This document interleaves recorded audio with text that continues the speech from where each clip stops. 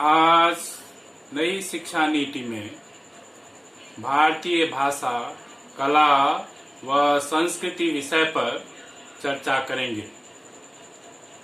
नई शिक्षा नीति के अनुसार देश के परिचय हेतु भारतीय संस्कृति और धरोहर को बचाना जरूरी है। भारतीय कला और संस्कृति को बढ़ावा देने हेतु भारतीय भाषाओं को बढ़ावा देना आवश्यक है। भारतीय भाषाओं में भारतीय संस्कृति व कला झलकती है। इसलिए भारतीय भाषाओं को बढ़ावा दिए बगैर फिल्म, नाटक, संगीत आदि के रूप में कला, संस्कृति और साहित्य को बढ़ावा देना असंभव है।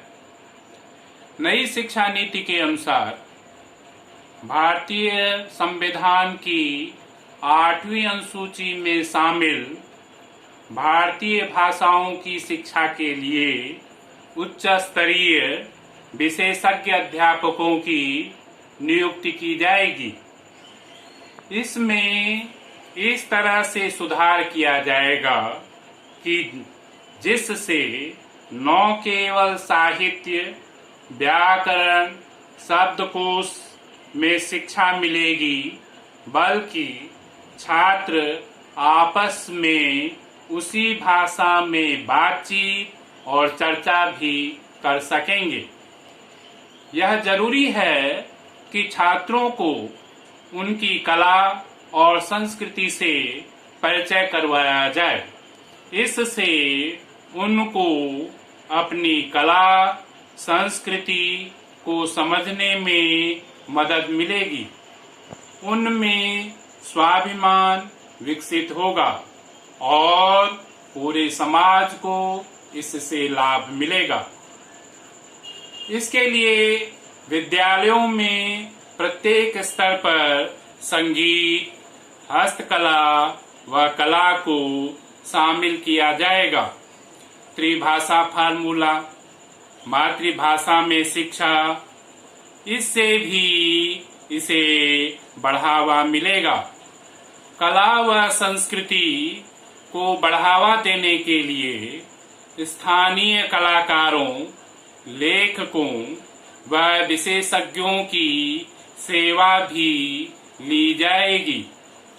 मूल भारतीय भाषाओं को विज्ञान, कला, मानविकी और दूसरे धाराओं के पाठ्यक्रम में स्थान दिया जाएगा। छात्रों को यह स्वतंत्रता रहेगी कि वे संतुलित, सांस्कृतिक, कलायुक्त व व्यक्तिगत पढ़ाई का रास्ता चुन सकें। जो भाषाएं मान्यता के अभाव में खत्म होने के कगार पर पहुंच गई थी, वे नई शिक्षा नीति से पुनर्जीवित होंगी। उनके बोलने, लिखने व सीखने को बढ़ावा मिलेगा।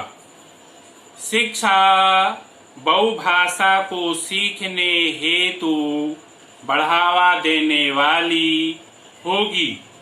इस बदलाव से अध्यापकों व विशेषज्ञों के रूप में रोजगार को बढ़ावा मिलेगा। जय हिंद।